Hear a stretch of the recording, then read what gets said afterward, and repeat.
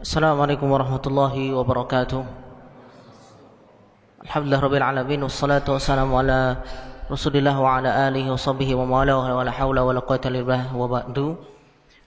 Hadirin yang semoga dirahmati oleh Allah Subhanahu wa taala, mohon maaf mengganggu kesyukuran zikir sekalian.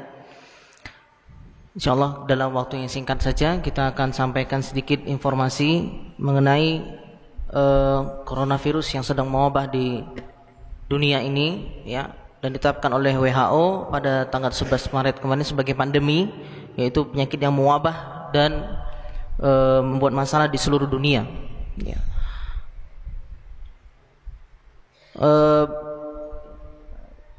Pertama kali ya coronavirus ini ya itu diidentifikasi sekitar tahun 1960-an. Itu jenis coronavirus yang pertama kali diidentifikasi. Lalu kemudian penelitian berlanjut ya, sehingga ada 4 subtipe yang didapatkan, yaitu tipe alfa, beta, delta sama gamma. Yang paling banyak menginfeksi dan membuat masalah itu yang beta coronavirus. Kita lihat sejarah tahun 2003 SARS itu jenis coronavirus beta, kemudian MERS-CoV yang dari Timur Tengah itu dari coronavirus beta juga, dan yang sekarang itu juga coronavirusnya adalah tipe beta coronavirus, ya. Dan kenapa namanya coronavirus itu karena strukturnya itu kalau bahasa Latinnya itu coron-like. Coron itu dalam bahasa Latin itu artinya seperti mahkota. Ya, kalau dilihat pakai mikroskop elektron itu bentuknya ada selubung dari virus tersebut seperti gerigi-geriginya, di atasnya ada tonjolan-tonjolannya, itu seperti mahkota. Makanya namanya coronavirus, ya. Nah, yang kita perhatikan adalah coronavirus beta ini yang sekarang mewabah.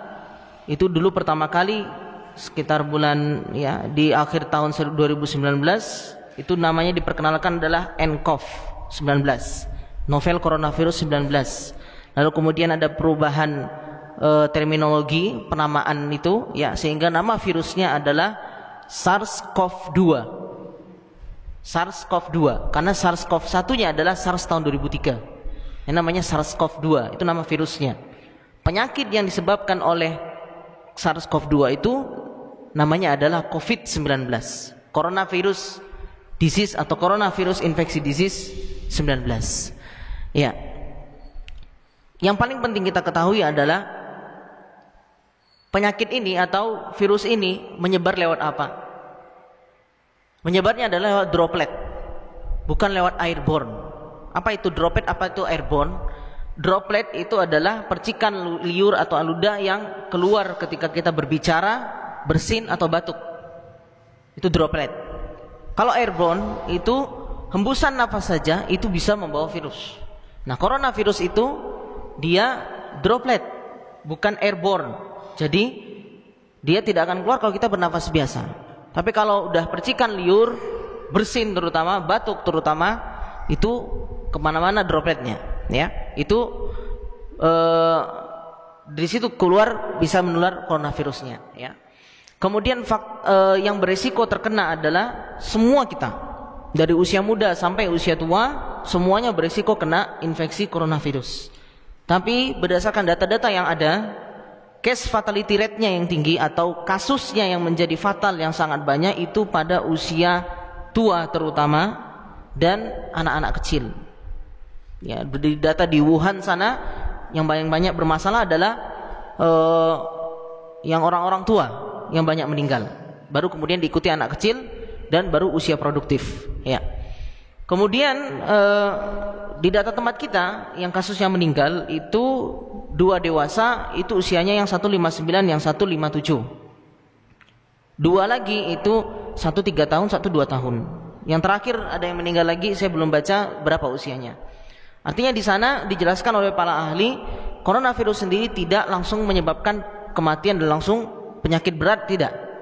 Tapi banyak yang menjelaskan dia akan memperburuk kondisi tubuh, apalagi pada kondisi tertentu orang-orang tua yang punya penyakit-penyakit lain akan semakin parah ketika terinfeksi coronavirus. Jadi dia bukan karena semata-mata coronavirusnya, tapi penyakit lain yang sudah dideritanya semakin berat ketika ada coronavirus itu tadi. Ya, sehingga mungkin jadi kewaspadaan bagi kita semua bagi yang punya anak kecil atau orang-orang tua di sekitar kita mungkin cukup waspada dengan hal tersebut ya. Kemudian adalah bagaimana prinsipnya dalam penanganan ini ya. Orang yang sudah terkena infeksi coronavirus prinsipnya adalah isolasi ya.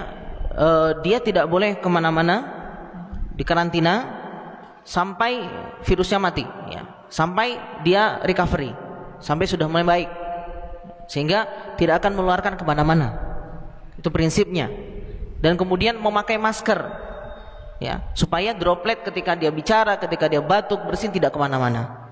Dan cara memakai masker itu ada caranya ya.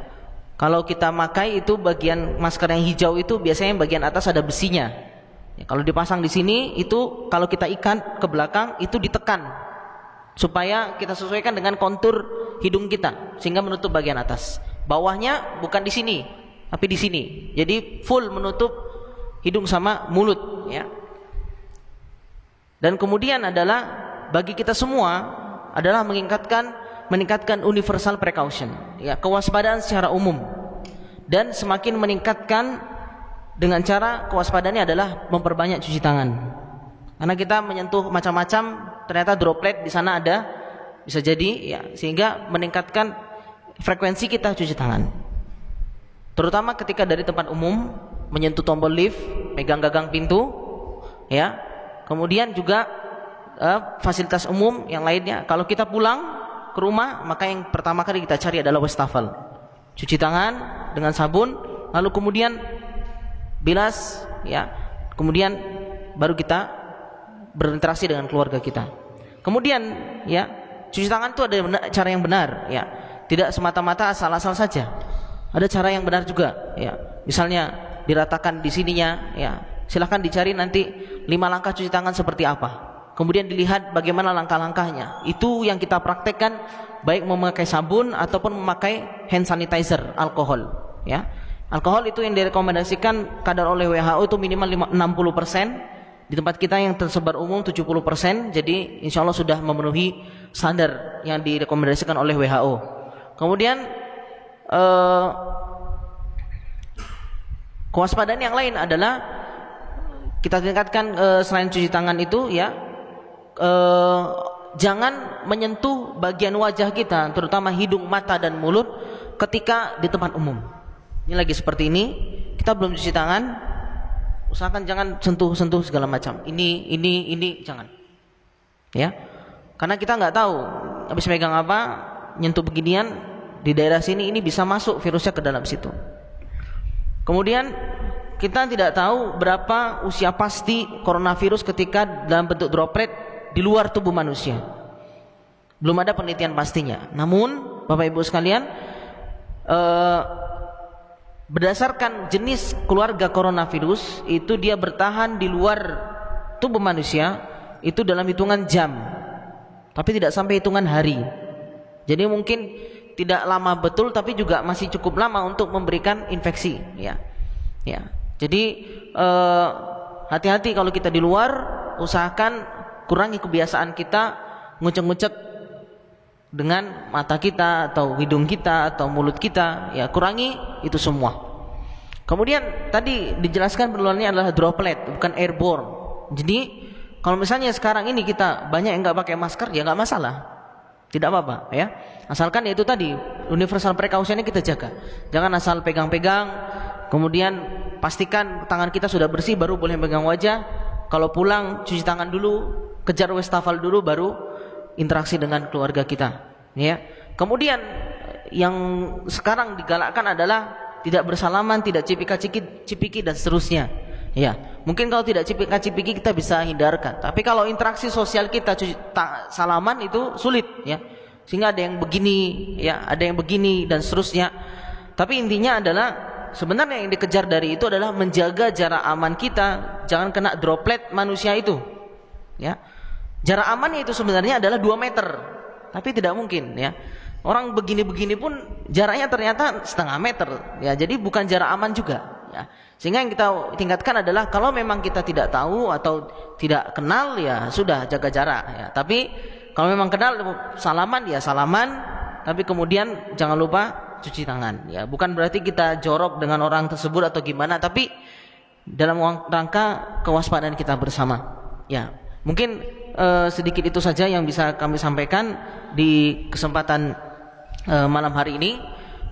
Ada yang tinggal, plus jangan mendatangi keramaian.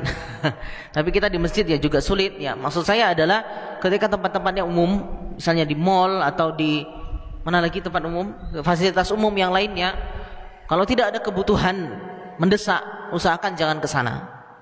Kurangi dulu, ya. Kurangi dulu mendatangi tempat kerumunan, ya. Ya.